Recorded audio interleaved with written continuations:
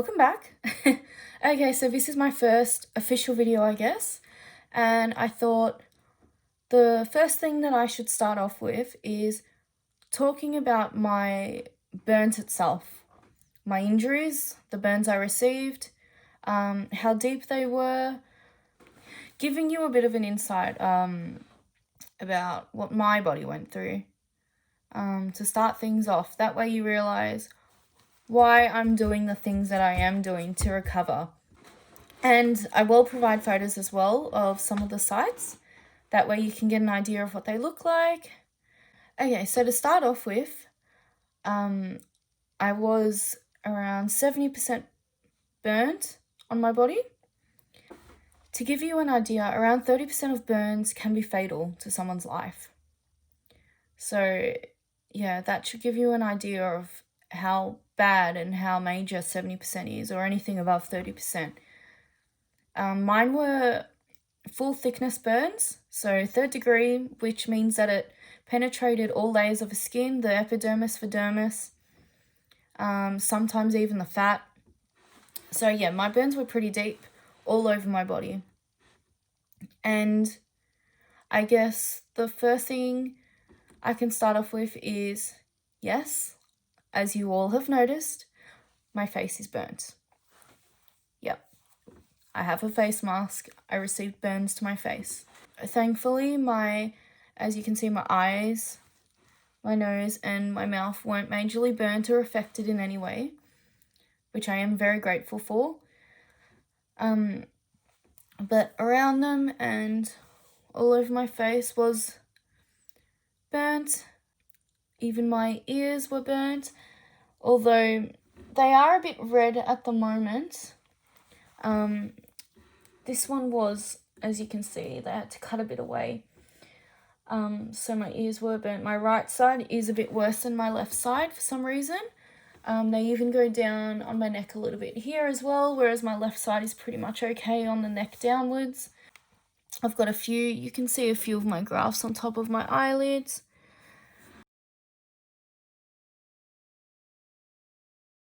Next, I guess we'll go with is my hands.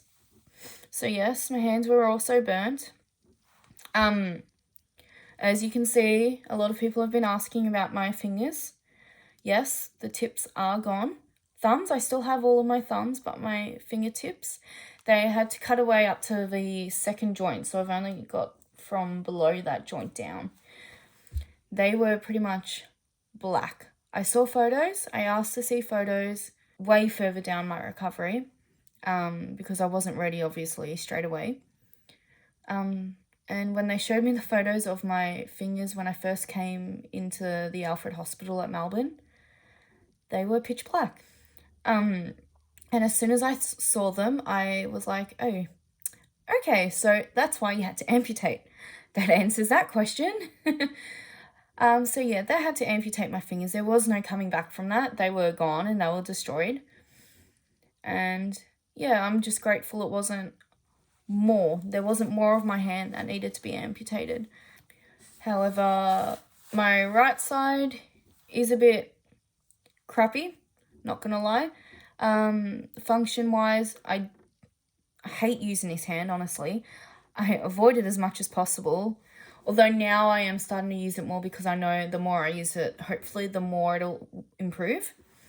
But yeah, I can't really do much with it at the moment, except to hold things that are small. As you can see, my space in between my thumb and my first finger, there isn't much. I can't really get it apart. And with therapy and things like that, I can get my thumb to touch my ring finger at best. So it's slowly improving. I mean, at the start, there was pretty much no gap and I could barely touch this finger. So yeah, it is slowly improving. But yeah, I'll still be having surgeries so that I can fix my function with my right hand anyway, because the scarring is pretty thick and deep, which is why this hand's affected more than my left. As you'll notice as I keep going, my right side was burnt more than my left. So this hand, the glove's pretty long, as you can see. Oh, that came off. Yeah, so the glove's pretty long on this hand because it goes quite far down. I have got scarring all the way down this wrist and then probably curves up towards my hand again. So all of that's burnt. Whereas on this side, the glove's tiny, and that's because it ends right at the joint, so right at the wrist. So yeah, that's my hands, and my left hand's a lot more functional than my right. I can do a lot more. The thumb can stretch out a lot more. It can nearly touch like the ring finger, and I can bend and straighten it a lot more. This one, I can't really get straight yet. I'm sure I will be able to do that in the future. My legs were also severely burnt, pretty much from the mid-thigh downwards. They end at the ankle, as you have seen in some photos or videos on my TikToks, Instagrams. I'm not sure what you check, but yeah, I've provided some footage and photos. My feet weren't burnt due to the shoes I was wearing on that day. So the grafts end right at my ankle joint, or just on it, I guess you could say. My inner thighs probably aren't burnt, whereas the outer side of my legs, my thighs are. I guess because it was just harder to get for the heat, ash, whatever, to hit me in between my legs as I was running, and obviously a lot easier to hit the outside. So yeah, my legs are quite burnt, and they go quite high. My right side probably has a bit more burns than my left as well, once again. My back is probably the worst, I'd say. It's one of the areas I hate the most. My back was pretty much fully burnt. There might be a bit on the top or like the side that was left, but that's about it. They were very thick burns. They had to cut away like the fat and get in deep. So my back's sort of, how would I say it? I guess it's like dented. It sort of falls in where the burns are. There's not a lot of fat there. The skin's really tight. And sometimes it does get hard to do things like pick something up off the ground or, hold certain stretches because my skin is very tight. That's one of the worst spots that was burnt. Of course, I would have been hit from behind. And then there's my flank. So my left flank is fine. It does have a few burns. Not necessarily the flank, but of course the back sort of reaches towards the flank and then the stomach reaches towards the flank. So there's some burns there. But the right side is fully burnt in that they also had to cut away fat and cut into my skin there as well. That's also, I guess, like dented as well. It's quite a deep burn there too. So, my body's like that, and then it goes in a bit more because of how much they had to cut there. So yeah, my flank was hurt pretty bad. Again, on the right side, like I said, I must have been hit there a lot worse than my left. Then there is my stomach/chest front area. My stomach was burnt, but that's probably one of the nicer spots. It's not as deep as some other areas, and the grafts there have turned out pretty good in my opinion. The stomach didn't need to get cut away or anything like that. And then the front area, my chest as well, upper body. I don't think that I have any grafts from here to my stomach. I think it was just second-degree scarring that's healed. And it's very patchy. It's not like a full burn. I may have a little tiny spot here and then like another tiny spot there. You could probably see actually. See that little tiny spot there. That doesn't even look too bad in video actually. But yeah, just small little spots like that. And then there's my bottom, my behind, which is a little burnt. I guess you could say towards the bottom half, and I'm not sure. I mean, maybe it was partially burnt from being hit from behind, but I believe it was also made worse, or mostly burnt, from sitting down on the ground. The group of people that I was with that were hit from the eruption, we had to wait for a very long time for rescue, for help, which meant we were waiting on, boiling hot ground, rock, ash, whatever we were sitting on. I don't even remember. And I was, of course, sitting on my bottom.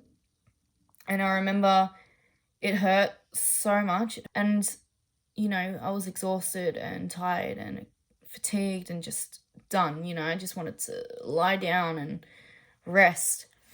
But I had to try extremely hard to not collapse and put my whole body on the ground because I knew it was going to make things worse.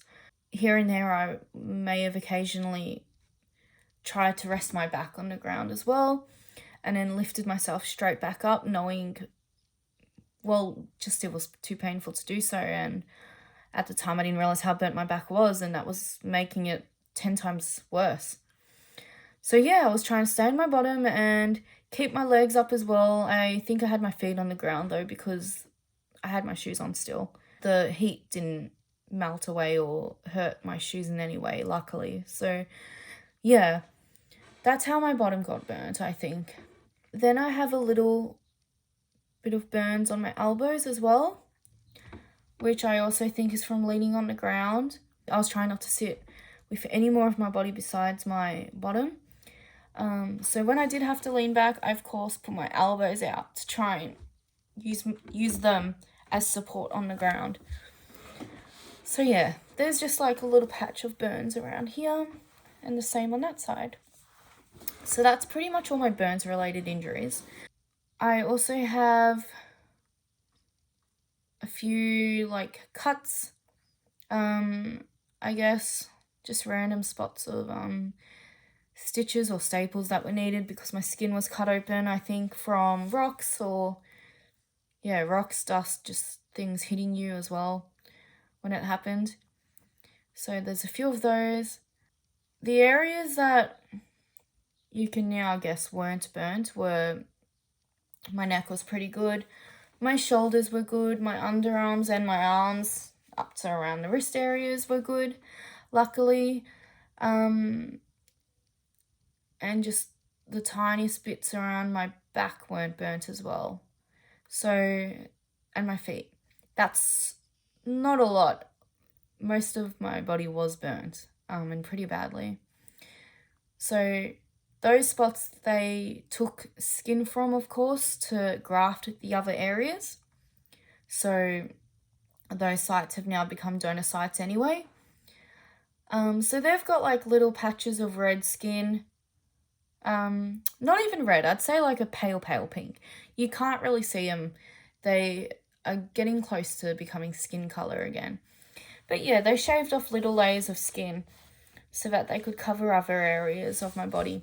And then because there wasn't much areas to take skin from, of course I had to wait for it to heal again. That way they could take more skin from the same donor sites to use on other areas of my body, because they don't graft, they didn't graft me all at once. It was multiple surgeries over weeks and weeks and weeks. Unfortunately, one of those donor sites, my right arm, has become very scarred as well, which I'm not happy about, just because, I was burnt enough as it is. So the last thing I wanted was for more areas that were fine to become, disfigured in a way, I guess. But I can't really control that. I can't change that. They had to do what they had to do. And my scalp was not burnt. I forgot to say that. My scalp was not burnt, but they did shave my hair. That way they could take some skin from there as well to use on my face. Because that's the closest match to your face, of course. Yeah, they took from my scalp. So no, I didn't lose my hair. My hair is growing back. I mean, it's getting long now and it's poking through and it looks so weird. I'm just like, I don't know what to do with you guys. So I just let it happen. Whatever. I look like a clown, maybe. I don't know. But that's okay. I'm very excited that it's growing back, and I'm happy because I want to have some fun with it while it's short and play around with some hairstyles. You know, we'll see what I do. I don't know. But yeah, for all I know, I mean, I'm assuming my hair was probably burnt at the ends anyway, or, you know, singed off. So I may have needed a haircut or for it to have been shaved off anyway. So that's pretty much all of the areas that were burnt and affected in some way because of what I've been through. It's not easy, of course, seeing my new body, I guess. The old one is officially gone. Of course, it's a dramatic change and it was overwhelming at the beginning.